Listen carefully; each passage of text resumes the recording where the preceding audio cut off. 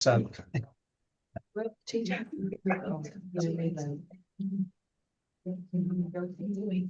No. Things with our big monster. Boy. Yeah. it's good. We had a lot of people coming up, and we're ready. Good morning, everyone. Special thank you already to Brian for his IT skills and getting us going this morning. Go ahead and call our meeting to order. As a housekeeping note, just remind everyone, if you're online, to keep your cameras on when we're voting. If you do vote online, please state your name when you're giving a motion or seconding. So thank you very much. Over to John for his opening remarks. All right. Good morning, everybody. It's great to be here today. Personally and professionally, this October board meeting is always the most nerve-wracking for me. Why? Because each October we present our external audit report to you. And the external audit is a culmination of 2 to 3 months of examining how we conduct business and manage our finances. Requests for proposals, contracts, meeting minutes, various policies are all reviewed as part of this process. Invoices, pay stubs, employee timesheets, PTO records, bank records, financial ledgers, and much more are checked and double checked over the course of a couple of months. And then coming out of that, the auditors put together a draft report, and the audit committee gets convened, and the audit committee, which met earlier this week, gets the gory details and the exhaustive report on the findings from the audit. And then from the audit committee, we come into this meeting to complete the process, and you guys will be presented a higher level, shorter, abbreviated version of the audit findings here momentarily. And hopefully we'll vote to approve the audit report, and we will put this chapter behind us. So audits, I mean, I don't mind audits are a good chance to kind of have a third set of eyes come in and look at you and point things out that you may not see about yourself. So it's always a good thing. But this one is, our auditors are very thorough, and we appreciate everything they did and found, and we're going to also appreciate closing this chapter and moving forward. Once we get past that piece of business, we'll look at our upcoming budget. We'll do the financial, we'll do the financials with National Able, and then we'll get into our strategic goals. And we've got a few updates on each of our 5 strategic goals. So that's kind of the primer on what today will look like. The goal is to be done within 90 minutes. So with that, I will turn it back over to you. First order of business this morning is to approve the August 14th, 2025 board meeting minutes. You all should have received, read and reviewed the minutes. Any comments or questions regarding those minutes? Not, do I have a motion to approve? I'll make a motion to approve. Thank you, Tori. Is there a second? Second. Thank you, Teresa. All in favor, say aye. Aye. Any opposed? Aye. All right, motion carries. We'll move down to the executive committee updates from our meeting on September 11th. We began, thank you, Brian.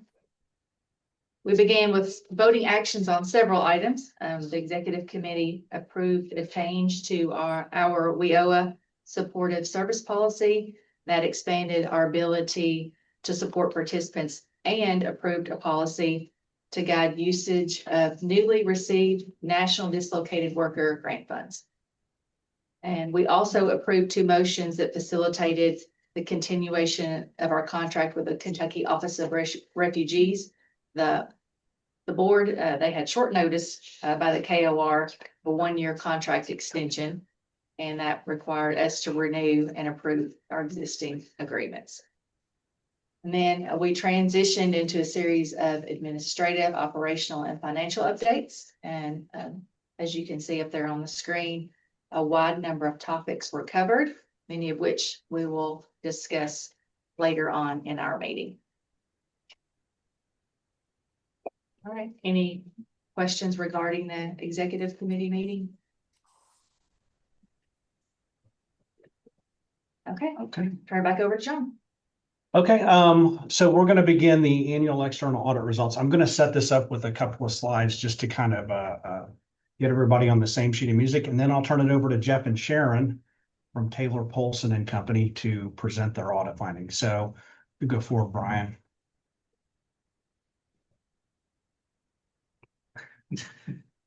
Okay, there we go. All right, so I'm just going to kind of remind everybody, we have a couple of organizations in play. And so first and foremost is the Workforce Board. We are statutorily created. We have 23-person board of directors. And, that's this group.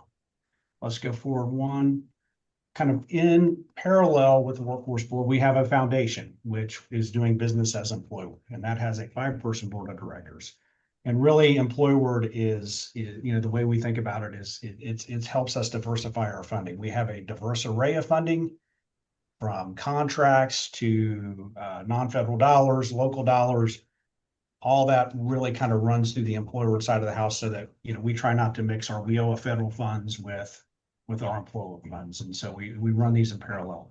And then we have a third organization just for the heck of it called My Workforce Future. It's a nonprofit, and that has a separate board of directors. And what we're doing with that, primarily internships and I'm going to cover that in a second. Let's go forward one.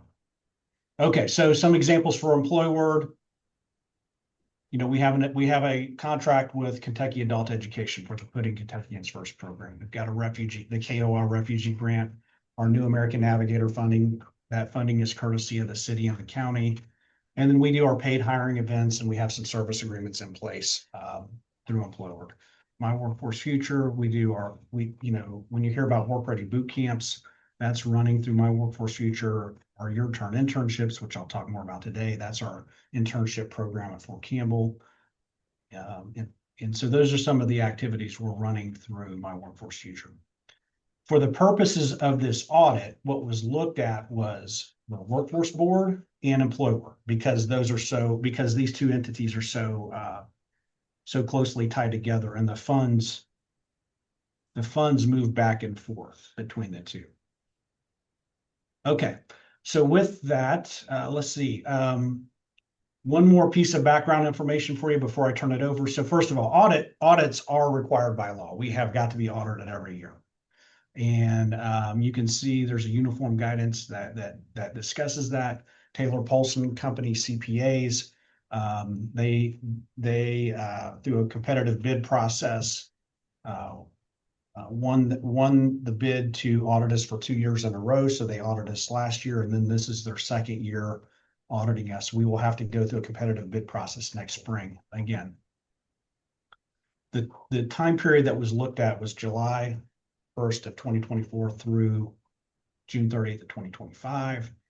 The audit committee met just a couple of days ago. Our audit committee consists of Rebecca Stone, the chair, Chad Spencer, and Dr. Jody Johnson. Treva also attended that meeting, as well as National Label. And the audit committee did endorse the results. And because it's been endorsed, it's moved forward to today for you guys to see and approve at the end of this presentation. One note there in red, there's a technicality in that the Office of Management and Budget in DC has not issued a 2025 compliance supplement. So what that means is, the auditors are 99% done, but until this supplement gets issued, they can't file it nationally through they can't get it registered and put and filed in their systems. There is a small chance that when the 2025 compliance supplement comes out, there might be some new guidance that wasn't accounted for in the audit, and they may have to go back in there and look at something else. But Jeff can talk to that. If that does happen, it's not going to change the numbers. It's not going to materially change the results that you see today. It's probably going to be some small thing that they have to check the box on and make sure that they look at. All right, so I will stop talking, and I will now turn it over to Jeff and Sharon. Thank you, John. Uh, on that, what you was talking about on there, if there is any change in the compliance supplement, what that actually entails is to do with the federal awards or the federal grants, what they want us to check to make sure you're in compliance. And if they add a new category or something to there, that would mean that we'd have to go back and look at it. We've built this audit and did the audit based on the 24 supplement as well as the draft of the 25 supplement. They're not expecting any changes. So hopefully once they release that final thing and tell us we can upload it, we won't have to do anything further, just for clarification on that. Okay. What we have, or what everybody should have, I hope, is the audit the financial statements. And I'm going to briefly, we went over them in detail with the audit committee. I'm briefly going to point out that there was on our opinion page, in the second paragraph is our actual opinion, and I'll read that real quick. It says that in our opinion, the financial statements present fairly in all material respects the financial position of the governmental activities in each major fund. That is an unmodified opinion. That is a clean opinion or an unqualified opinion, depending on the terminology you'd like to use on that. What that means is that the financial statements present fairly what was given to us, that there's nothing that needs to be added to or taken away from these financial statements. The report lays out on the next section, which is a management discussion analysis. If you have those in there, that will show you, the board members, what you did this year compared to last year in detail. It has some paragraph formats on there. And then after that MD&A is the actual nuts and bolts of the financial statements, which are in more detail, showing each line item that is accounted for. Then the next section of the audit report would be the notes that describe how all the information is presented under the rules, under the guidance, and under your all's general accepted accounting principles of what you all have put into place. After that section, you have the budget comparison, and then you have the statement of schedule of federal expenditures and awards, which I will point out that the expenditures of awards for this audit period was $2.8 million. There were multiple awards in there that ranged from 370 or 1.3 million up to 400,000, as down as low as 35,000 that needed to be accounted for and that we had to look at. And then the last part of the report is the two financial statement reports on the internal control and compliance, one as an overall for the governmental standards. And it breaks down between internal control, which talks about deficiencies and significant deficiencies, of which there were no deficiencies or significant deficiencies. And then the next report is on the actual federal awards on compliance and internal control. There is no compliance issues. There is no deficiency issues over the federal awards, which is a good thing. The last page comes back down and gives our summary of audit results, and I'll just cover that again real quick. It states that we expressed an unmodified opinion on the financial statements. It states that there's no deficiencies in internal control. There's no compliance matters or instance of non-compliance. As far as the federal awards, there's no deficiencies. There's no compliance matters. That there is no audit findings that need to be reported, and that the program that we tested as major was the WIOA adult program, youth activity program, and dislocated program, which is a cluster program. And the threshold we used was $750,000.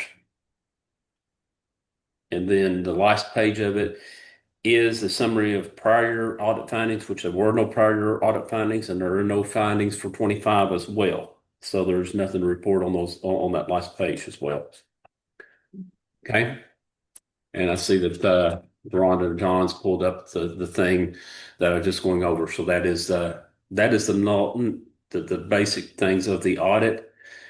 If any board member has the audit and reviews it and wants to ask questions to me, they can call the office and I'd be happy to go over anything in more detail that you might want to discuss or want further clarification on.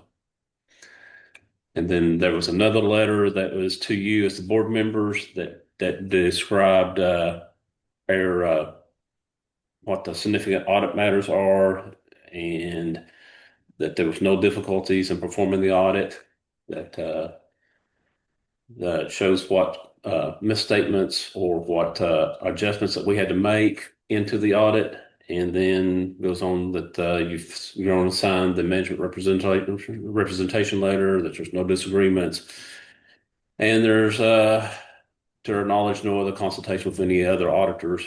And then there was a few recommendations of best practices that I think most of them John has indicated in the audit committee meeting that has either been adopted or in the process of being adopted. I'm going to go over that in a moment. Jeff, anybody have any questions for Jeff or Sharon? I know I did this abbreviated, but I think that is the best thing to do because not on there unless there's any specific questions. So Rebecca Stone, our audit chair, Rebecca, I did want to give you an opportunity to, if you had any comments or observations from this audit or the audit committee meeting we had earlier this week. No, I didn't. I think that it was a thorough report, is with the caveat that there's still that other document that needs to be filed. And I think everyone was happy, if you can ever be happy, talking about accounting and your books. So I would say good job, John and company. All right, thank you. Okay, let's go forward a slide. So Jeff mentioned, there was a second document, a shorter document that was a letter to us, and it laid out some of the things they did find. I mean, we have imperfections, we have blemishes. There's things that we certainly can do better. And so here's a summary of some of those things. And I'm actually, after we vote on this, after the next agenda item, we'll kind of go over what we're doing to address some of these, what I'm generously calling blemishes. I will say Jeff said there were no difficulties and that's generous in that, I mean, certainly we had a lot to work through. There were some, there were some things that we found along the way that we had to course correct. And John, let me clarify this too. These suggestions and everything, while they're suggestions that will improve your internal controls and everything, they didn't rise to a level of a significant deficiency or weakness or anything. Okay, they're just things that if you address them, they're going to put them straight in a more strong point to make sure that things in the future do not happen as you continue to grow. Okay. Yes. And these suggestions are very much appreciated. We've done a really good job as an organization of going out and securing grants and contracts and different funds, and that just makes our accounting and our bookkeeping that much more challenging. And so and it has been challenging because we found things where we weren't quite doing it the way we should. And so this list captures some of that. And I'm going to go over the corrective actions we've taken so far in the next agenda item. But first, I think we need, if we're ready to vote on this, there is a suggested motion if the board is ready to vote on it.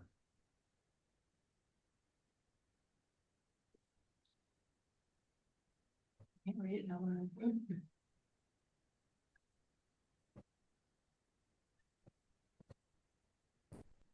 I'll do it if I can read it. Can you pull the What do I need to do?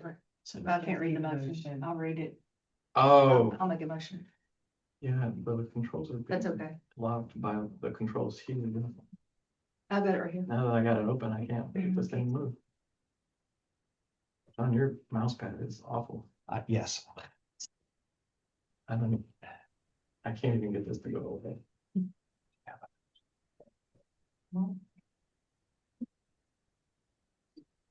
Yeah, you don't want to click on that. If I do. Would anybody online like to make a motion? Since we Yeah, can't. this is Rebecca. I probably need to go ahead and make the motion. So I make a motion to approve the draft of the year 24 external audit results as conducted and presented by Taylor Polson Company CPAs. Thank you, Rebecca. I Mhm. second, if need be. It's Amy. Amy, thank you, Amy. Thank Okay. you. Any discussion, motion? All right. All in favor, say aye. Aye. Any opposed? Motion carries. Great job, team. I just following along online and I can tell a difference between last year and this year. So I hope as you continue on, those audits will get a little bit, I don't want to say easier because they'll never get easier on this, but Yeah, the goal is to get more money from more sources and this, that, which means it's some probably continued challenges, but if we can make some of these improvements, it'll certainly help.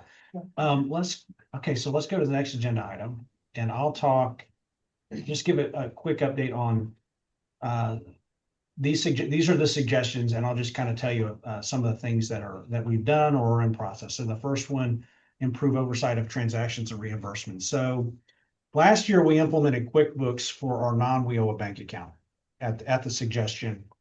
That was a suggestion that came out of the audit. That was good. However, what we need to do is now add a QuickBooks for our WIOA because the money is moving back and forth.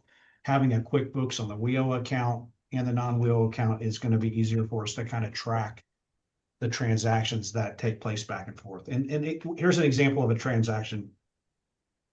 WIOA operates off a reimbursement. And so you make a payment and then there's usually 30 to 60 days before that money comes back. Sometimes we have to borrow money from employer to make payroll or to make a payment.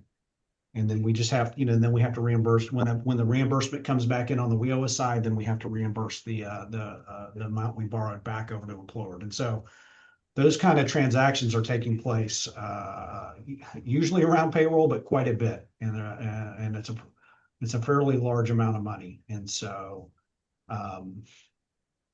anyway, we've had a good handle on it, but this will make it even better because we can get it all into a QuickBooks systems and you can see those transactions much easier. Recommend more detailed meeting minutes. This is something I'll need to discuss with Regina. We used to have extraordinarily detailed minutes, 7 or 8 pages out of this meeting. And that's gone down to about 2 pages because we've really just summarized it, maybe a bit too much, but this is something I need to talk to Regina about. Ensure meeting minutes and new updated policies are correctly posted to the website. So there were a couple instances where we didn't post something on our website correctly or in a timely manner. And we need to implement just a system where Leslie controls our website. I think it's real simple. Once you post something, one of us you need to say, hey guys, I posted this. Can you double check to make sure it's opening correctly, that it's in the right place, that we've got the right name on it. So that's an easy fix. CEO reimbursements and timesheets. So for the last 4.5 years, I've just signed off on my own timesheet. And if there was a reimbursement to me, I signed that check, and that's all been above board. But I need to quit signing off on my own checks or my own timesheets and reimbursements. And so you've already implemented it where Brian signs off on the invoices or anything related to me. And if there's a check that needs to be written, then Deronda is on the checking account and she can write the check. So we've already made that change. Consistent use of sales tax exemption. We did not consistently use that this year. So we've already reiterated to our staff that we've got to do this well, particularly around travel reservations and purchases. We've got sales tax exemptions with several large retailers like Amazon and Walmart. and there's several, like for Sam's, we can never get anything through with Sam's. We've tried several times. And so anyway, there's still some retailers we need to get on board. And then just as a staff, we've got to be diligent about asking for sales tax exemption whenever we do anything. All right, next. Okay, consistent use of paid stamp to cancel all invoices. So out of last year's audit, it was suggested we get a paid stamp, and that was good. We did right away. And it's just, it wasn't consistently used. I think it was used quite a bit. Where this, I think, got a little tricky on our end is when it wasn't used, sometimes it was because we weren't actually paying it. We were processing it. And so, so we've actually ordered a process stamp, because we don't, if it's a reimbursement request, we're not paying that, we're processing it. And so anyway, we're getting some new stamps to kind of improve the completion of tasks, whether they're paid, stamp, or processed, or what have you. Enhance Excel payroll entries with more detail. This is an action that's already been completed. Consider moving a portion of non-federal funds to an interest-bearing account. This is underway. We actually, I think this will actually be complete today. We're going to open an interest-bearing savings account, and we're going to move $50,000 of employee funds into that account. We've got the money; it's sitting there. Why not earn some interest while we're doing it? And so, I actually just signed off on the last of the application this morning, and we've been told that the account will be open by this afternoon. Improve budget preparation and approval processes.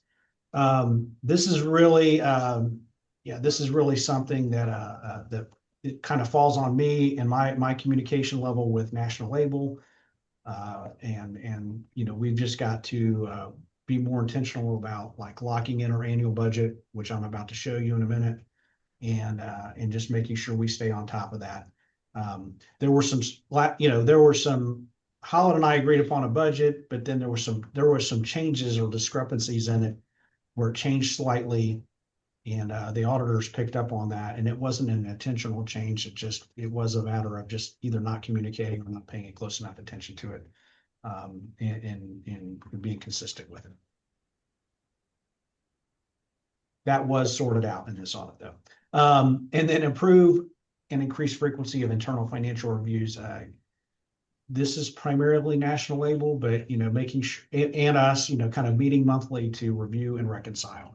And so we've always had monthly meetings, but they haven't been as detailed as reviewing finances and details and reconciling accounts. And so that's a change that will take place before the end of November.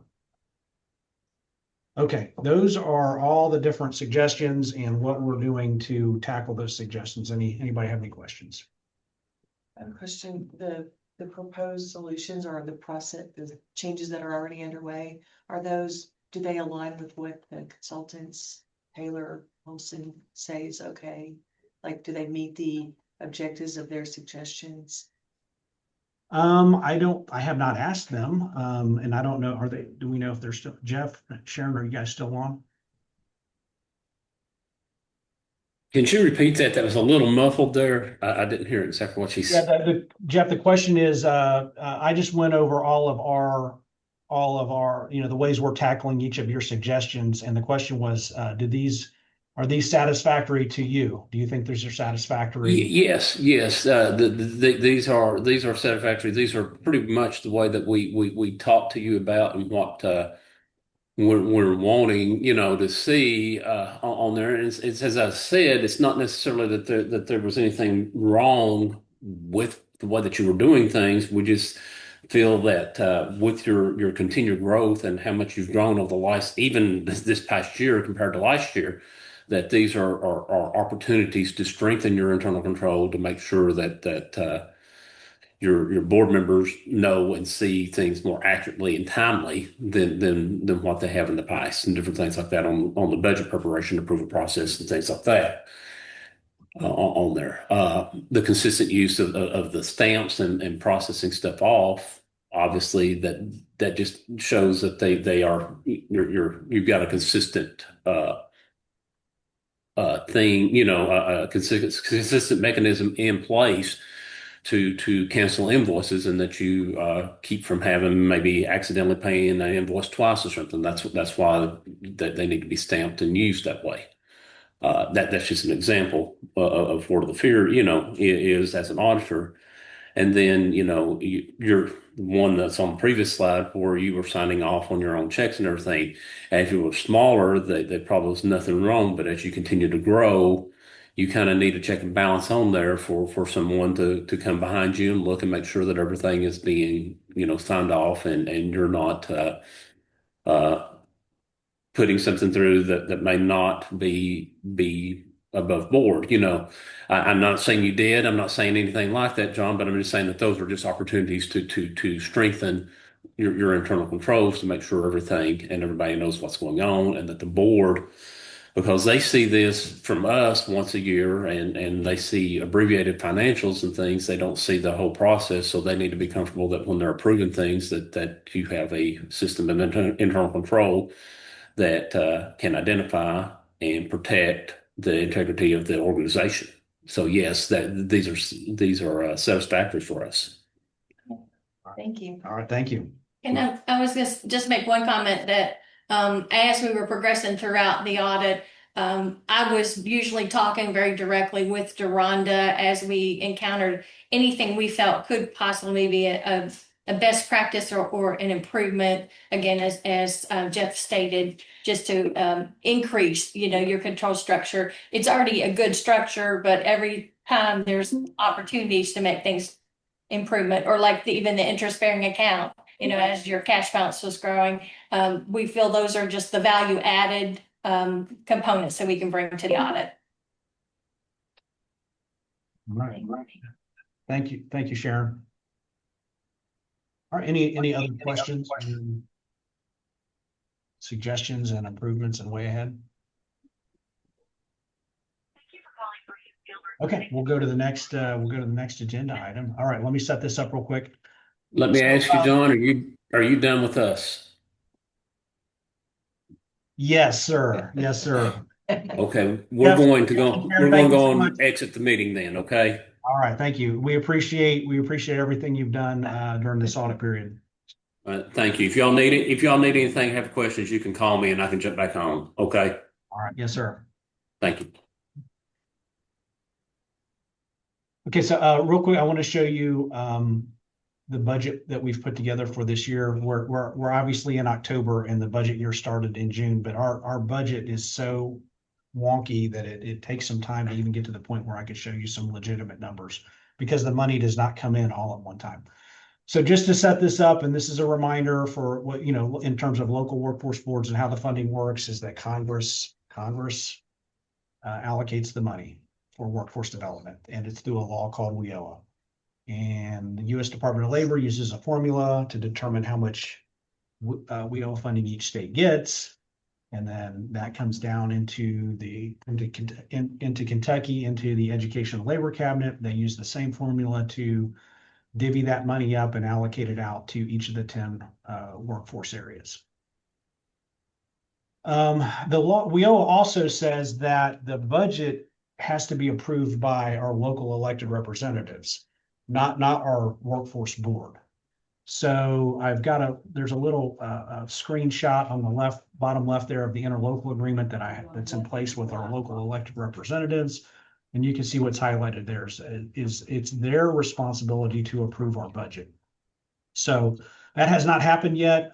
We have a meeting set for October 28th where I will present a very detailed budget to them, and it'll break down it'll be the overall budget, but then it'll further break down into what is the budget and expenses for the workforce board versus the budget and expenses for our WIOA service provider career team.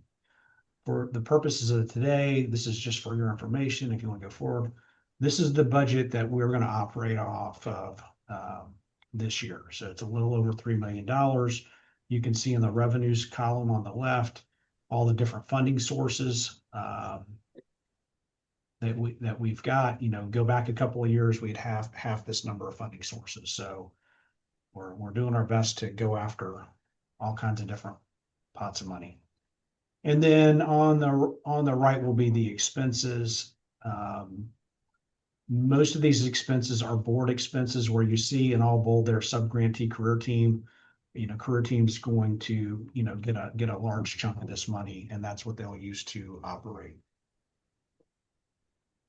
Any questions about this budget? Brittany's taking a picture of it. Okay. I was just looking at the mileage. Is staff travel, is that all mine or? Probably.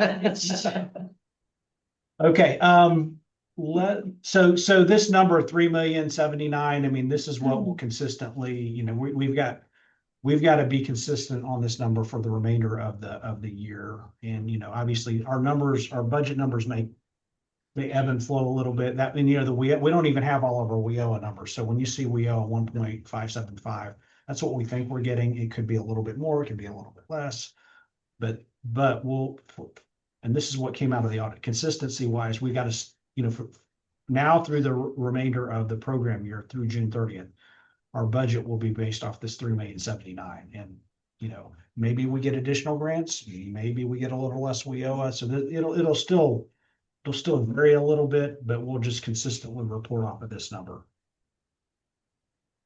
So if there are no questions, we will go to the next agenda item. And that's the financial report. And I'm going to turn it over to Michelle. Good morning, everyone. Morning. Good morning. Morning. All right, so this revenue and expense summary, this presentation is for the period ending September 30th, 2025. This fiscal year starts July and ends in June. So according to the budget, our total budgeted annual revenues are $3,079,605. Our year-to-date budget, we typically take that and divide it by the number of months. So we are at 769,000 there, and the actual revenues for this period is 487. All right, moving down to the expenditures. The year-to-date actual expenses are also the year-to-date expenditures are 543,000, leaving a deficit of 75,000. And this deficit is mainly attributed to the foundation expenses. We do anticipate that the gap with the deficit will close over the next couple of months as we seek additional reimbursements and submit our billing. So that should tie back down to zero over the next couple of months. And that's it. Any questions? If there's no question, you have a motion to approve the financial report.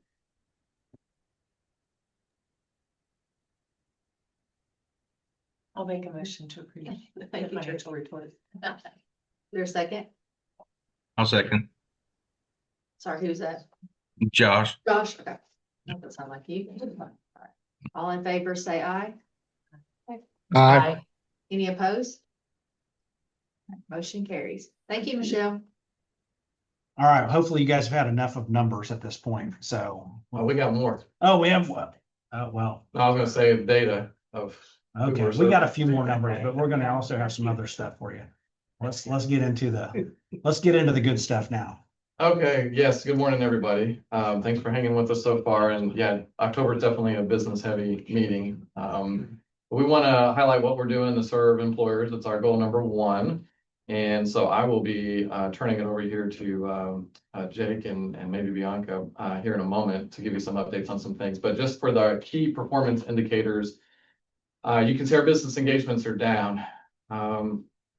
You're welcome to ask us why that could be. We've kind of been trying to tell that story all year. Just we have not had as many businesses showing up for events. We just haven't had as much requests for positions as we have certainly since coming out of COVID. And so it's, we've not been pulled on quite as much, I could say. But we've been trying to push out referrals to of job seekers to businesses. Nonetheless, And you can see we've been doing that pretty much at the pace of the year. And with our hiring events, we have nonetheless still had them, and especially the normally weekly ones that we're calling our employer showcases that happen at the Kentucky Career Center. That might be one employer, it might be as many as three that are coming, but Frank Garabato, our one-stop operator, keeps attendance records, and we have had regular visitors coming. And we do push those things out through people that have already visited the Career Center, and even like our texting platform that Laura and Shannon use to reach our youth. And we've also done presentations to employers in various instances throughout the year. So some of the other things that we try to measure as far as service to employers is the internships placed through the Fort Campbell, or I should say it's not limited to Fort Campbell, but the Your Turn internship program, the employer satisfaction surveys, and then you can see rapid response services that we're going to be talking about here in just a moment too. So any questions about the engagement level with employers so far this year? Now, my color commentary, and as we've been reporting to you, really hiring really started to slow down a year ago. We started in January, we just started measuring the monthly job postings or open jobs report. That's another, we're calling it more, it's really more realistic to call them job postings. In January, 7,000 a month across the region. Now it's a half of that. And so that's a strong indicator that our businesses are just not, things are kind of flat. They're not hiring a lot of people, and that impacts not only our business service engagement, it kind of impacts our ability to place people and in a number of other performance metrics. And so that's just, we're just in a really kind of stalled, flat job market right now. There's certainly some industries that haven't slowed down. I think our sense is manufacturing is slowed down. And it's probably related to tariffs and trade and things like that. And some uncertainty there. So anyway, that certainly has impacted our business service engagement, but as well as some of our ability to get job seekers placed. So unfortunately, we've been dealing with the opposite of hiring. And so I'll be turning it over to Jake for that. I'll move the screen.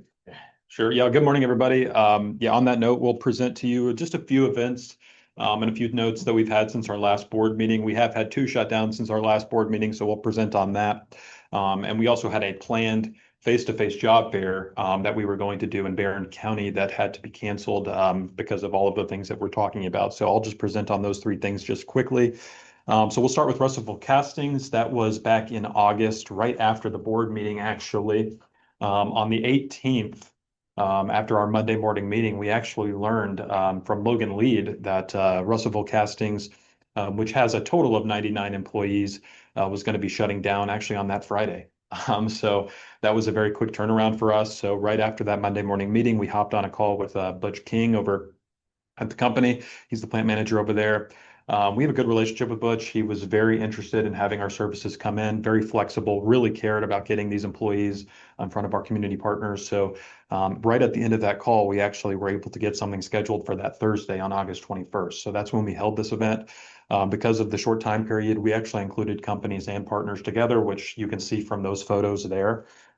So all of the partners, all of our relevant partners were there, including WKU, SkyCTC, Unemployment Insurance, Goodwill, our career team, Veteran Services, Community Action, all of them were there and participating. We also had a few companies show up. H&H Sheet Metal was there, Owl's Head, Flex and Gate, Plymouth, Codwell Gasket, and Shupan were all there, and all 89 workers showed up. There were a gap of 10 there. 10 of those employees were actually going to be staying on with the company in other capacities. So 89 workers were able to attend that event. But again, that does show you, at least there's a silver lining, that our community partners, we really all are very coordinated well, and very eager to help employees in this type of situation.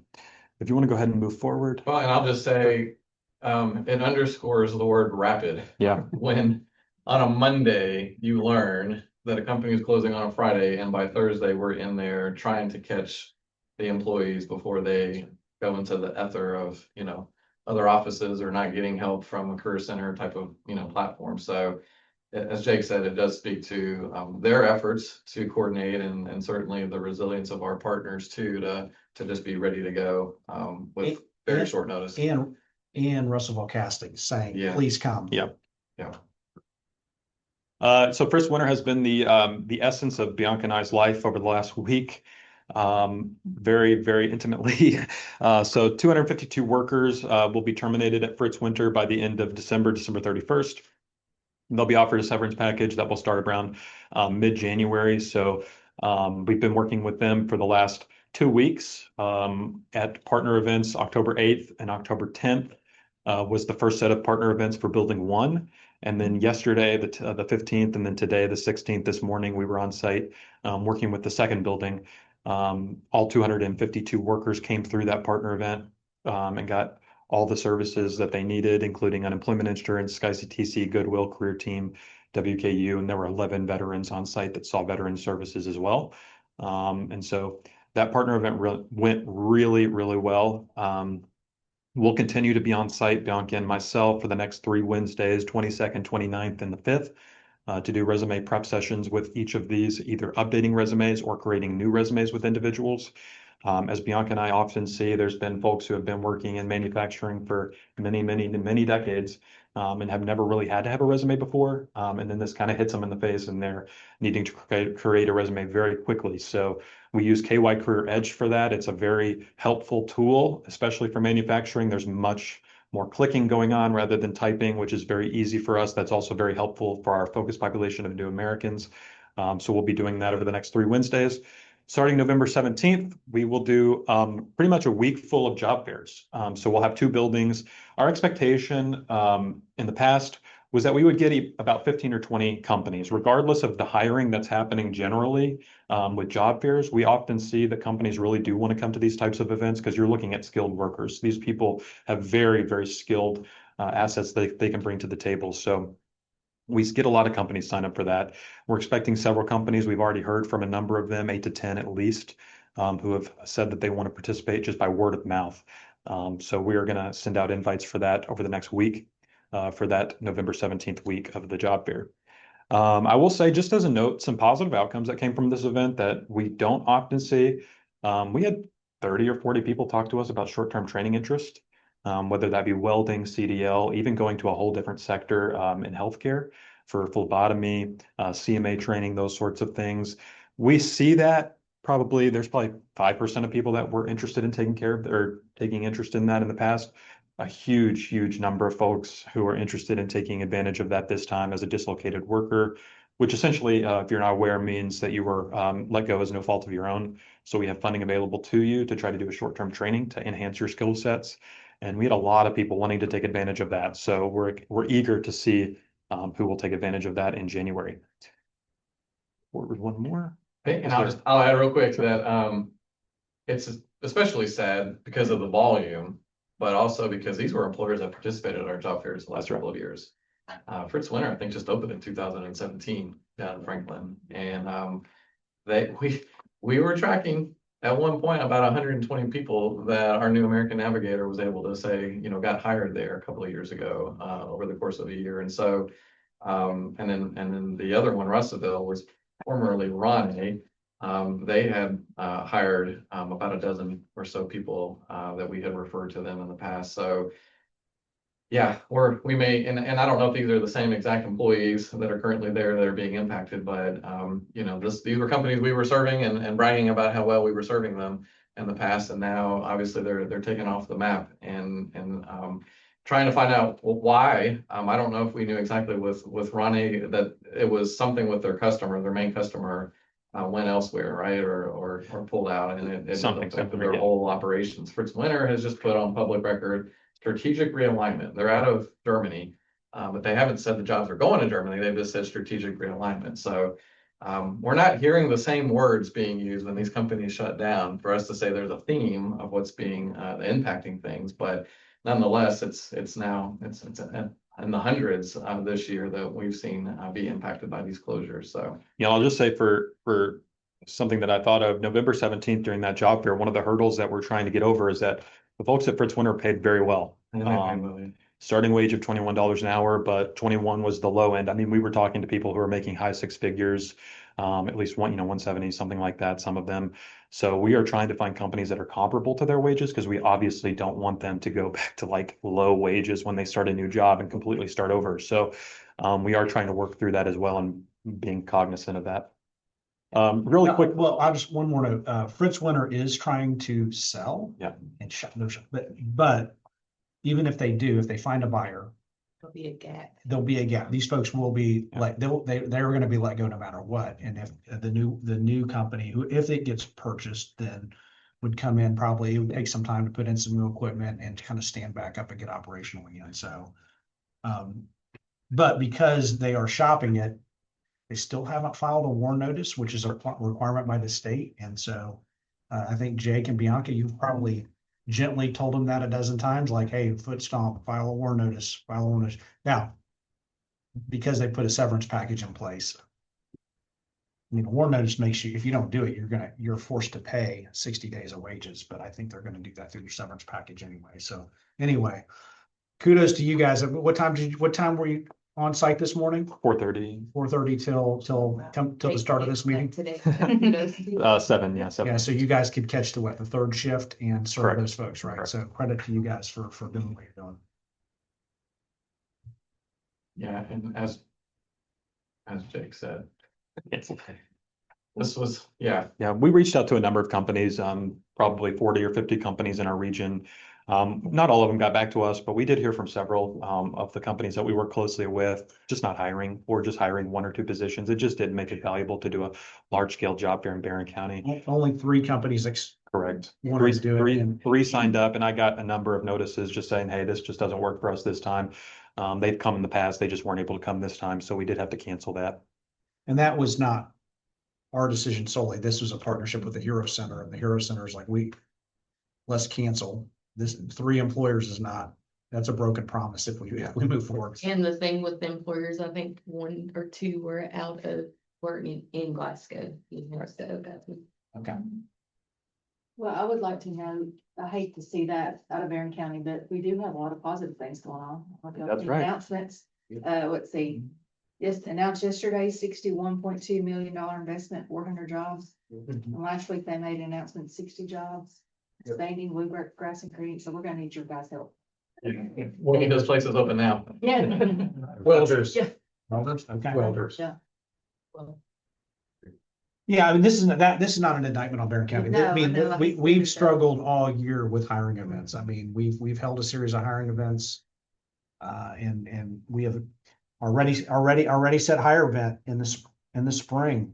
You know, we struggled to get employers. That was our first indication that me, I was like, uh-oh. Yeah. It's just Well, slow all around. Yeah. Well, I mean, Yeah, last and year, Warren County as well. I mean, we Yeah. held one right over here, just 10 employers, which is usually automatic, but we struggled to get 8 to 10. And we normally have a New American Job and Education Fair happening either in September, October, or November, and I haven't even scheduled that for this year. We'll just postpone until hopefully the beginning of the year to work that in. So, all right, we'll move on to strategic goal number 2 with our workforce system alignment. Again, this is a newer goal, as we explained in the last board meeting. So this is where we're trying to give ourselves credit for kind of collective energies that are going on, and we've also moved our aspirational goals here. So I know John has an update on both of these. yeah, implement a regional business service committee. You know, there's a big effort underway at the state level called SWAT. There's a SWAT initiative, and you're going to hear more about that very soon. We're gonna end up hosting a meeting, but it's a state level initiative, but it's also been, we've been encouraged to hold regional level meetings. And so we have been doing that. We've been doing that locally throughout the year. And so we've paused it temporarily because I'm negotiating right now with the Kentucky Chamber of Commerce to come down here, and I'm asking them to come down, I think on November 4th, and do a kickoff event. And so probably next week that'll get locked in, and then invitations will go out, and a lot of, obviously our workforce board, you'll be the first to be invited to hear about this. But the whole intent of it is, for those of some of you in here are part of the KWEB or have been involved in some of the state level stuff. There's a big communication disconnect between the Economic Development Cabinet, the Workforce and Labor Cabinet, KCTCS, and all these folks. Oftentimes there's things that are going on where the information is stovepiped and the right hand doesn't know what the left hand is doing and so forth. And so really the gist of SWOT is how can we closer collaborate? How can we closer communicate and reduce some of these communication gaps so that so that everybody's appropriately informed about, and it all centers on employer needs, whether it's an employer expansion, a new company coming in, a rapid response, what have you. How can we closer communicate from the state level all the way down to the regional? And I think we feel like we communicate pretty well at the regional level. I mean, I think the rapid response presentation is a good, that's a good indicator of that. But we often don't, most of if there's an economic development announcement, when I find out, when everybody else finds out in the news, right? Like we're not privy to it any ahead of time. And not that we always should be, but it sure would help if we had a little bit of information. So anyway, that's that first bullet. And then let's go forward a slide. As you guys know, I've been working it. Yeah, it's these. Well, No, let's see. No, we don't have a separate slide. It's probably hidden. That's okay. No, on September 18th, I traveled to Frankfurt along with Myra Wilson from the Cumberlands. We each went up there and met with the Secretary of Labor, Jamie Link, and Commissioner Michael Yoder, and we pitched a business case on why each of us want to move or relocate our Kentucky Career Center to a new location. That was very well received. And then, I sent a follow-up note earlier this week asking if there were any updates. Because coming out of that September 18th meeting, it was well received, and the secretary said, "Okay, we're going to start working this at our level. We're going to staff this." And the note I got back from Secretary Link yesterday was, "Hey, we're still very, very supportive of it, and we're still staffing it at our level. Please communicate to your board that we are taking this, that we're seriously looking at this." So that's the update on the relocation. And Chad should be happy because I have the architectural rendering. Yeah, He texted me in the middle of the last board meeting when I didn't have it on. Which the building looks like it was smashed by a hammer, but It's gonna be great though. It's gonna be great. Yeah, I think Chad keeps that architectural rendering in his back pocket everywhere he goes. Yeah, it's trash, that's right. All right. So yeah, with just other projects and things going on, we're gonna highlight under goal number 3 a brand new training that happened, a material handling course that was piloted here in the past month. The Good Jobs Challenge, I'm going to talk about that here with its own slide here in a moment. Just some other things that we have just under our nose or in front of us. As John said, that relocation, we do have a partnership with Luttrell Staffing trying to get youth that maybe have some of the most barriers or most limited work experience to job opportunities. Talked about the SWOT already. The Kentucky reemployment or reentry and employment service staff has continued to expand throughout the year. And as John mentioned, we are sort of stewards of those funds and staff, and they become staff of ours, but planted at different parts of the state. And just other regular things going on. I mean, as John said, some of you guys are involved with KWIB committees. We want to give credit there. John has monthly directors meetings and a lot of engagement with state level people at those meetings. He's involved with LifeWorks at WKU. Jessica and John attended the Regional SETA conference last month in Mississippi, and we're hearing from subject matter experts and colleagues at that and all things workforce. And then Jake, Bianca, and I got to join the Sky SHRM chapter this summer, and that's been pretty active. So we really enjoyed being able to participate in that and eat and drink with when they feed us things. So yeah. But to the EDA Good Jobs Challenge Award. So the Bowling Green Chamber of Commerce has a regional development authority, the SEK Regional Development Authority, and they were awarded in conjunction with the Bowling Green Chamber, a $3.9 million award. This was something that they got an indication that they were getting awarded at the beginning of the year, but it just hadn't really taken effect. And all indications were it was set to launch or has launched now in early September. There's been an initial stakeholder meeting that was hosted at the chamber office.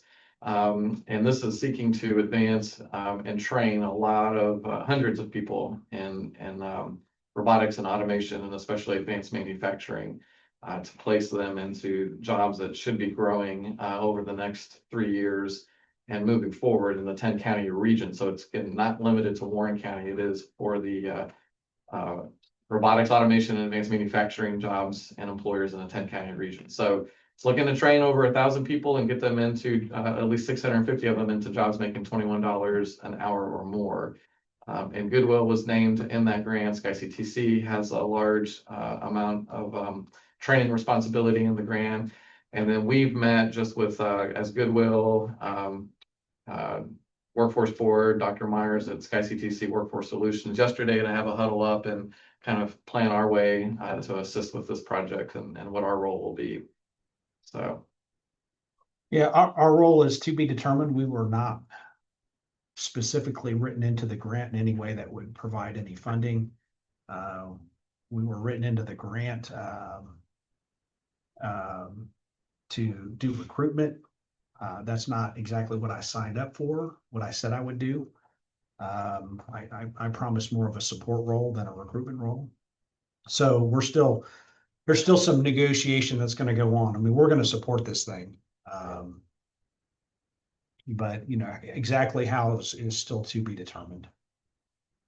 I mean, there's been discussion about even if you had people getting 4-year degrees or getting education to get into some of the higher level positions, those will need to be backfilled, and we'll have a supply of pipeline of our target focused population of people to get into, let's say, more entry level as those things happen. So if they were able to do incumbent training and train people that are already hired at these places and get them into, let's say, robotics, taking a production operator, then that production operator is going to need to be replaced. And so we'll be feeding the system, with our ready and willing staff and pipeline that they manage, and including the people that come to the career centers. So.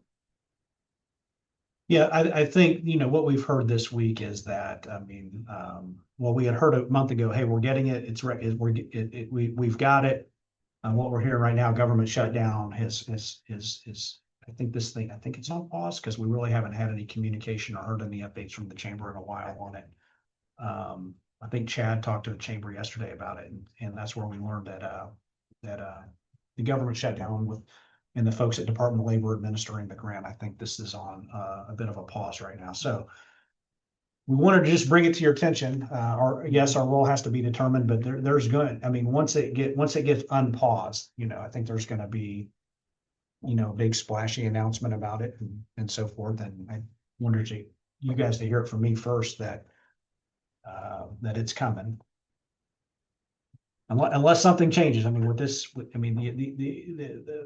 Department of Labor under this administration is really scrutinizing everything. And I hesitate to say anything's a sure thing right now. So, All right, we've got a few more updates here with strategic goal number 3. And this is where we're trying to really do a lot of education and preparation with our folks. And so what we'll show you as far as our totals to date, this is going to primarily encapsulate our outreach to 16.4-year-olds. And so we've got over 70 engagement events. It's really, really taken off this school year. We are a lot more active. I hesitate to say I don't hesitate than ever before with the amount of schools we're engaging. We have 2 staff, so we've had more staff on the ground than we've been able to have before with this.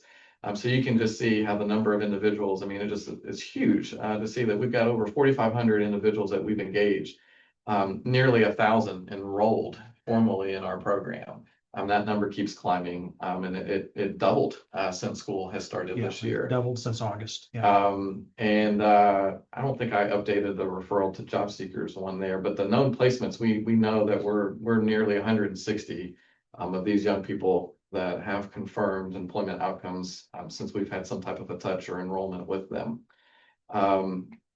And then some of these other bottom things are things that happened back in the spring, so it's kind of old news now about our hiring event and the boot camp that we did. But also want to show you guys, this was new last month, but I think it fits here in this goal, the actual WIOA numbers.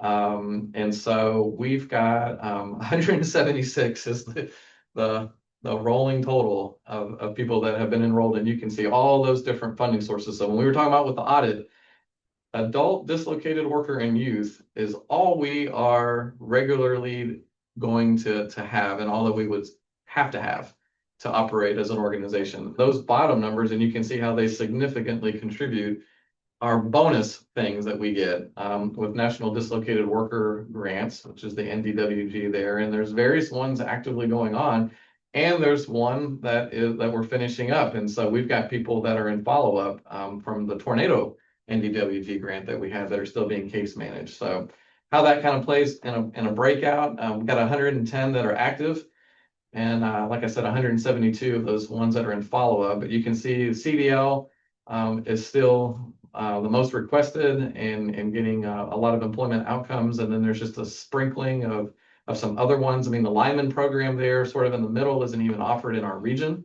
So we have to send people either east or west to go to a school for that. Material handling, like I said, that's a new one. We're going to talk about that here in a moment. The Work Ready Boot Camp, that is usually the one that's happening at a detention center or jail, where we are providing various trainings and mini credentials to people that are in those places and right before they get out. The work experience is a long way to say internship, and that is a WIOA program. And then also just people that need supportive services that are not enrolled in one of those things above, that we can just buy them something that's going to help with their employment. So you can see there's been nearly 36 people served from that. So there's a bunch of numbers. You will get the stories behind these numbers at our next board meeting, as we like to make our big show and tell year in review of all the people and the lives changed. So these look very cold, just put up here on the screen. But again, just the scale of activity and especially case management that's happened from career team. Yeah, with career. We have a lot of work to do on the employment outcomes. We meet regularly with all the career advisors, all the staff, to go over, okay, who's not employed? What are we doing to get them employed? And so, we've got some work to do there. Again, just to reiterate, it's been more challenging than in the past to get people employment, just because there's just limited hiring going on. And so these seeking employment numbers, that column, it's much bigger than I would like to see, but that's just the reality on the ground. I mean, it's just harder to get folks employed. And I would like to add, with the work ready boot camps, those that we are serving that are in the detention centers, it's really hard to even follow up with them once they leave that center. So probably our numbers that are employed that attended those work ready boot camps are greatly increased on what we're representing. So we just know of 3, but they're very hard to follow up with after they leave that detention center we just don't have the phone numbers and things like that to even do the follow-up with them. And so would some of them still be in the detention center too? Some of them are That's still what I was in like, the okay, detention we're center. tracking numbers and they're taking. We try to make sure they're going to be released within 6 months, and so that, and some of them, and many of them are, but some may go beyond that a little bit. All right, we'll show you guys a highlight and have Shannon. I'm going to move the thing here to give a highlight on our Ready Set Hire program, but we got a little video. I think those of us in the room are going to hear some background music, but there's no words being said. But Leslie's put together something I'll play here in a moment, but let me just have Shannon go first with some of the numbers. Okay, so we have been over some of these numbers already. 925 individuals enrolled in the program, and the big news is that 489 of those have been since the beginning of August.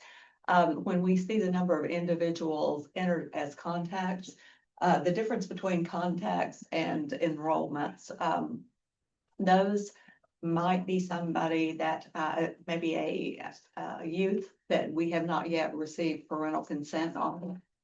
Anybody that is a contact can be enrolled in 2 clicks. So they're just 2 clicks from an enrollment. It might also be somebody that has been referred to us by CDO, Reentry and Employment Services, or Adult Education, that we have put in as contact to make sure we don't lose track of them, but they have not yet filled out that enrollment form. We have received 525 high school forms. So in the region, we had 525 enroll on paper. And that number should be a little bit bigger because I've received some more since I gave you those. And then 156 employment outcomes, 145 since January. And not shown are some what we call subsidized employment, and those reflect internships or co-ops that high school students are in. Those don't count toward our numbers, but hopefully, you know, the best result of an internship is employment, and we're hoping that some of those will be turned over to employments. So everything has been great. You know, the fact that we've got 2 staff now, the fact that we have gotten into the schools earlier this year, the fact that, you know, we've got the co-op involvement and our texting platform all linked to our success. And then this is one of the newest things since the board meeting. Oh, right. On the screen now. Right. Our bonus, retention bonus incentive, you know, that gets the attention of both employers and the youth. The youth love to make that money, and the employers like to know that the people that they hire are invested in staying at least 90 days. So our hope is that this bonus will encourage youth to give themselves a chance to succeed, because, you know, we all run into those walls in the first 30, 60, and 90 days of employment. I don't think there's anybody that can't say, hey, you know, somewhere in there in the past, they've gotten a job and thought, you know what, I don't know if I like this. I might want to go home. So this really encourages those youth to hang in there for at least 90 days. You know, this money came from the state legislature. It came to all 10 workforce boards in the state. We all had autonomy to kind of go figure this out. Nobody's really kind of doing it like we're doing it, which is okay, but we are doing very, very well. I mean, Shannon and Laura are doing very, very well. Our numbers, our engagement are, I don't want to say we're leading, We're hanging with the big but boys. we're up there. In any given category, we're top 3. And before it's all done with, it's gonna be even more than that. It's gonna be better than that. I think the retention bonus, some areas are just focusing on, you know, internships. Some of them focus just on short-term training, just like they would with WIOA. We have 1 or 2 people that we might subsidize for a training program, but we're really focusing on this bonus. We have the kids, we have a lot of people, a lot of kids in this category, and and generally speaking, have a lot of job opportunities. We have more job opportunities in South Central Kentucky than, say, East or West Kentucky. So we just focused on, let's get people into employment as quickly as possible, and let's encourage them to stay there. 90 days is a good benchmark it takes about 90 days for somebody to kind of get used to the organizational culture. It's a good indicator. If they stay 90 days, it's a good indicator they'll stay longer than that. And so I'm really proud of the work you guys have done and the programs we put in place. The texting platform has been phenomenal. A lot of the other workforce areas have asked us, how are you doing this? You know, I think some are seeking to replicate some of the success we've had with our texting and with our retention bonus. Can I share my appreciation for Laura and for Shannon? Please. Because they've like, our kids know them now. Yes.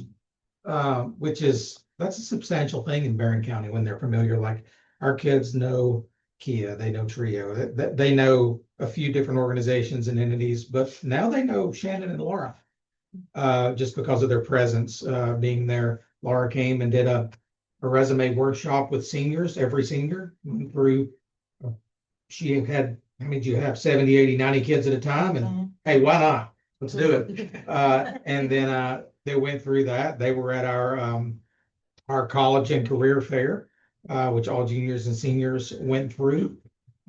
We've got quite a few enrollments when I threw out something out there that I didn't know if it would even work a few months ago as far as how we do work-based learning and internships and stuff. But just thank you all for being present. And just so you know, tomorrow every sophomore is going through they're going through an advisory lesson that will be, this is what it looks like to go attempt to get your first job, because they're all getting their licenses. That's the kind of culture we're trying to build, and you all are doing a great job helping us with that. Thank you. Awesome, thank you. So I appreciate those kind words, and here's what I would ask. I mean, so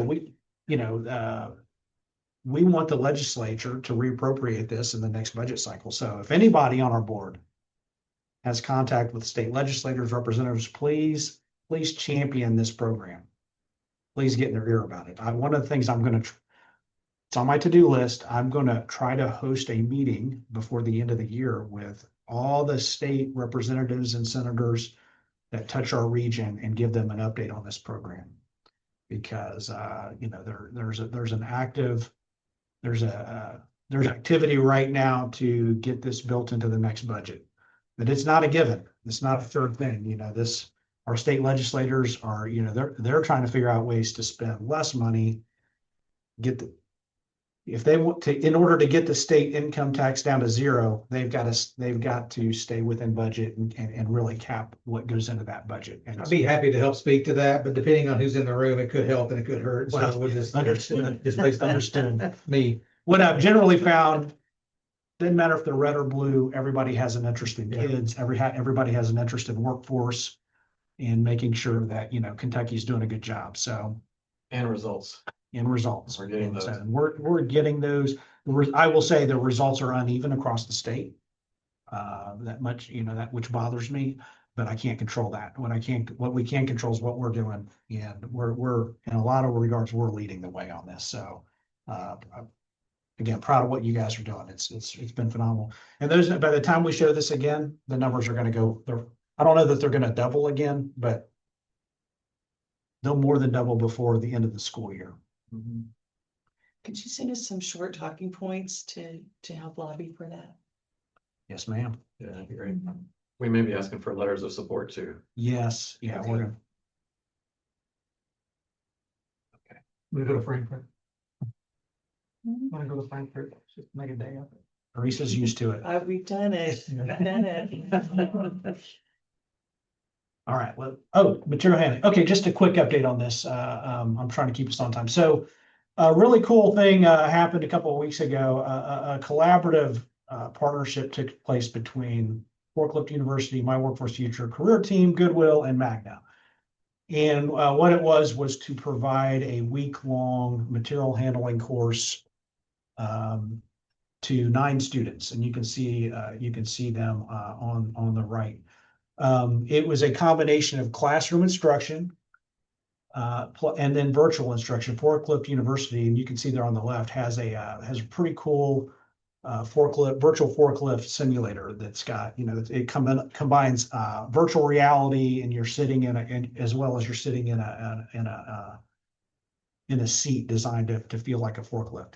And so for 3 days, they went through a combination of classroom and virtual forklift. And then on day 4, Magna was very gracious to let us come to their facility and do actual forklift hands-on training. 2 forklifts were rented.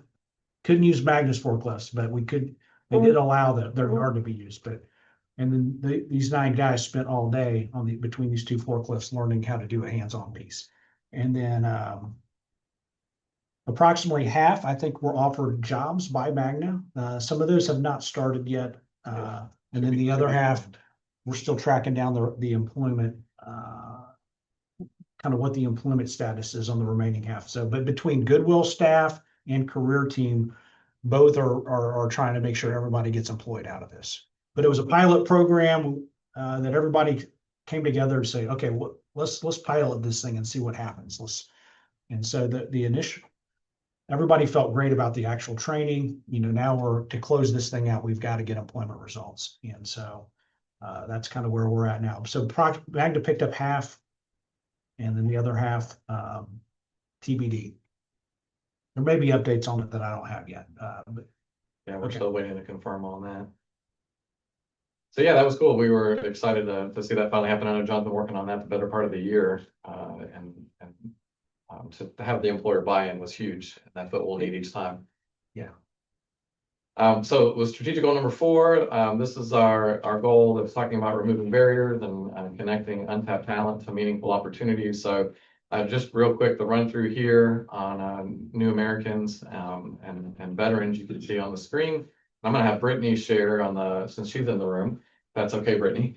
Just the numbers on the putting Kentuckians first and what's going on there. But you can see, I mean, just the referral activity is attempting to be, continued, and the career services are going on. The people engaged, especially with new Americans, is a high number. The known placements is still not what we've traditionally seen because we have just that greatly reduced volume of hiring going on, and it's harder. Every person served and being intaked is harder, and a more amount of referrals to companies per person. So I mean, Alexa's sometimes doing like 12, and sometimes it's weekly applications to the same 10 or 12 places because they tell us apply every week, or to help somebody apply every week. And so it's just a tremendous amount of activity. But we do have success stories going on, and I know Alexa's got things in the works for even tomorrow to work with an employer to try to get some people hired. So, and we are seeing several service members getting placed and internships going on, and we'll have a separate highlight for that. But yeah, let me have Brittany share on that, her program. Yeah, you'll need the mic today. Yes. Okay, It says this is since January. since January. Yeah, year to date. Okay, awesome. So it looks like individuals engaged is 1,636. I've been at 124 events, so that's awesome. And then we have 126 people placed, which is 66%. I've been noticing a little bit of a struggle as well, with getting people placed. So, it's just been a little bit of a change. For the targeted orientation, I'm working on Edmonson County, but if anybody knows Penny, she's been going through a lot of health issues. So we're kind of waiting on that, but I should be in all 10 counties, hopefully by January, to do my targeted orientations that I do. And then, of course, the jails are my favorite day. So, but if anybody has any questions, I think that's it, unless you want me to do something else, Brian. No. We'll have you do more storytelling next time. If you guys want to be inspired, watch Brittany run a pre-release class in a jail. Like no nonsense, but those everybody in there hangs on every word. And she brings all these community partners in and makes them aware. So because they're all getting ready to get out, and it's really giving them information on where they can get services, how they can get help, how they can get, really the idea is to get them back into employment as quickly as possible. And we're going to highlight this in December. But one of the main barriers or main obstacles for people in jail when they get out is they have no identification when they come out. Wherever they got rolled up, that ID did not come with them, and they don't have it. Most of them don't have it. And, an ID cost, I know this statewide, it's anywhere from $12 to $20. But her program is paying for people to get apply and get their IDs before they get released. And so when they are released, they have identification, and we can get them into work much faster than before. It used to be nobody would pay for that. Nope. And it doesn't sound like a lot, but $12 can be a lot to somebody coming out of jail with no money.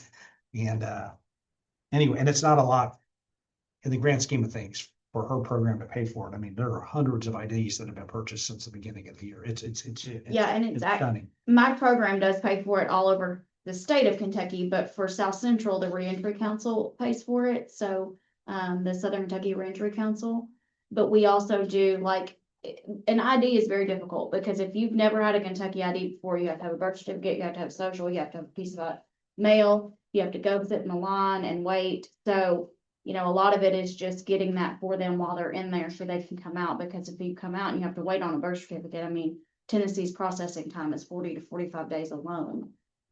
That's not shipping, that's just them looking at it. So, I mean, it's just difficult, but it's been a huge success for people being able to come out with these IDs. Yeah, we wouldn't have those employment outcomes if we didn't have this pre-release and the identification piece kind of knocked out beforehand. Right. All right, and then here's a update Yeah. under this goal. Yeah, so, again, we've got an agreement. We are a Army Career Skills Program provider, and Army-wide, but we applied at Fort Campbell. This is a snapshot of some folks that are either in internships right now or going to be. So they're on the left. You got Sergeant Daniel Tamba. He's doing an internship right now with Resolute Technology down in Franklin. That actually ends next week. It's gone very, very well. There in the middle, pending, there's a gentleman, that Captain Keegan Crow, he actually is stationed in Louisville. He's working on an Army project on the Army's human resource platform. But he is 99% of the way approved to do an internship with a company called Good Maps, which is an IT company, pretty cool IT company. Just waiting on one signature from his chain of command, which hopefully will happen this week. But once that gets signed off on, he would begin November 3rd. And then this last one on the right is kind of cool. This gentleman, Abizel, he is going to do an internship with White Squirrel Brewery starting in January. He's actually going to retire and open a distillery in Oak Grove, Kentucky. He's already bought the property for the distillery.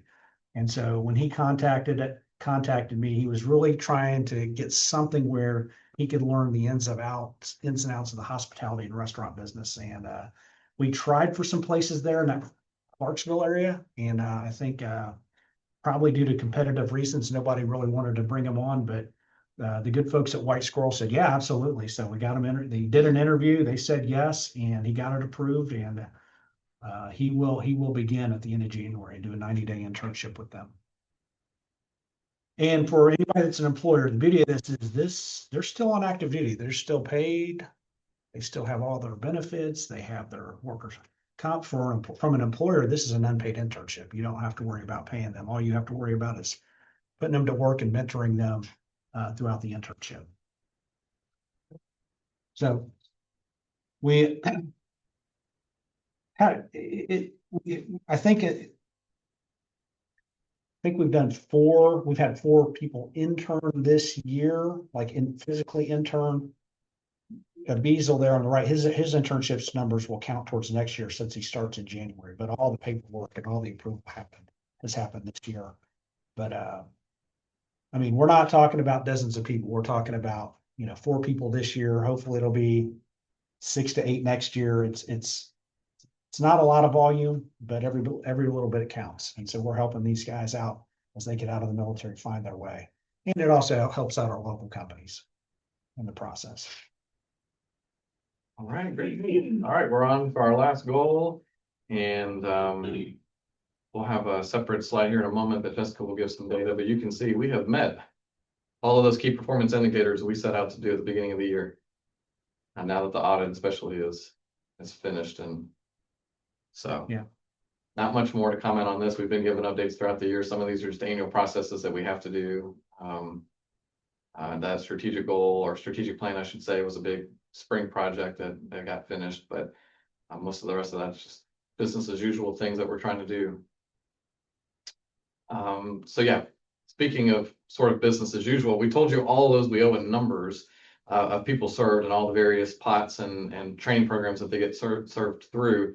This adds up into outcomes in sort of a funky way. These are not ones we get to pick. We do have to negotiate the levels, but you can see the same 5 types of outcomes, looking at things usually 6 months and a year later from when they got service. So that's just one easy way to think of it, and then what their earnings are. And then there's ways to measure their skills, and there's different ways within the WIOA world that you can measure skill progression. And so I'll let Jessica speak to these. Can I just say, this is how the Department of Labor measures WIOA. Yep. This is how we get judged. All the other data we track, all the other extra programming we do, that's just above and beyond. What, at the end of the day, this is what the Department of Labor looks at. And I always say, this is kind of looking at what we do through a soda straw. But this is an important look because your funding can get tied to your level of performance. And so if you consistently have poor performance in any particular area, you can put your funding at risk. You can actually put the whole workforce board at risk if you have, 2 to 3 years of consistently underperforming in any one area. So, with that, Jessica, if you want to just talk to this for a minute. Okay.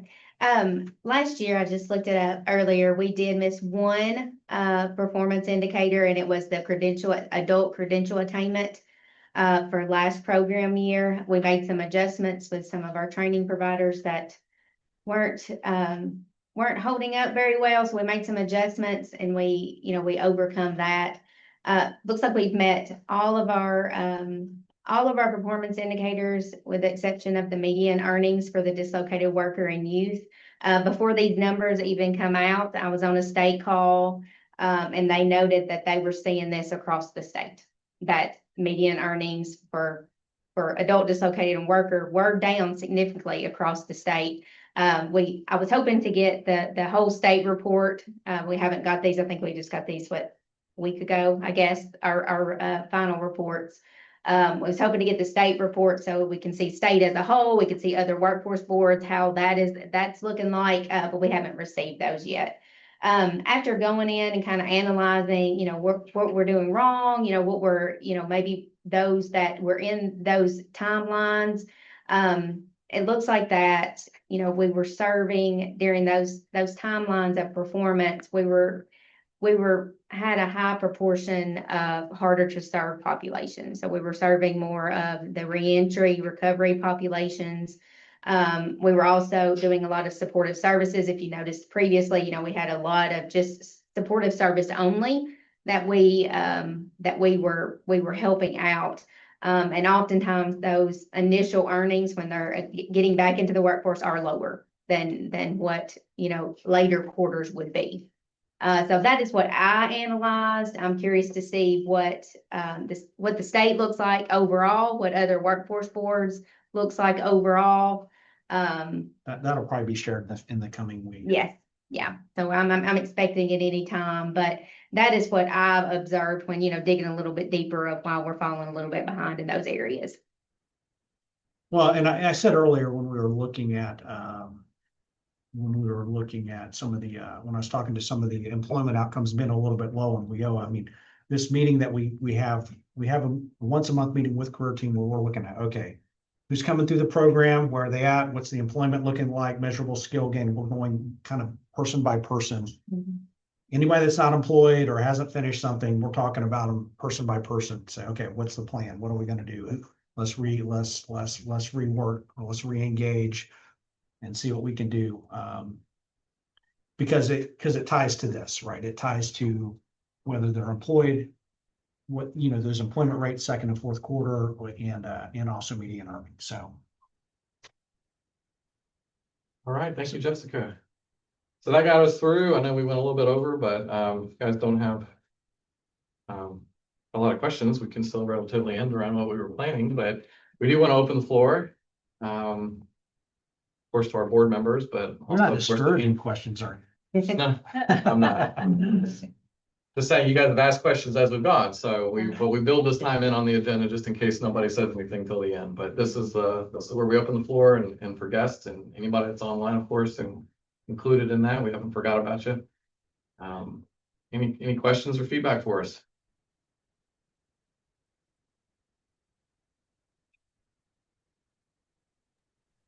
Now that you mention it, I'd like 5 of those interns, please. Okay. Did you get that, John? I did not. I would like 5 of those interns, please. Oh. All right, let's talk. All right. Tell them I got a great career for them to rappel over windows or learn how to do it and go take it somewhere else and do it. I got to rappel over buildings last week, and I was thinking of you. I was seeing the window cleaners everywhere. It's like, oh my gosh, that job, brave. I wouldn't do it.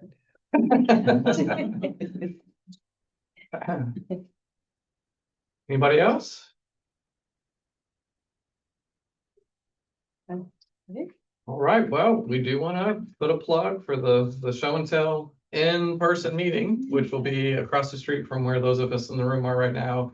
at where we've been the last several years now at the WKU Innovation Campus. And so we'll try to make sure we give you the right instructions on the entrance to come to and have somebody stationed at the door, but we do feed for breakfast. And we do try to invite even people that might not normally attend our workforce board meeting to come and hear all of the great work that's happened, and of course your role in the oversight of all of that. So If there's nothing else, I will adjourn the meeting. Thank you all. Thanks, everybody. 7 minutes to.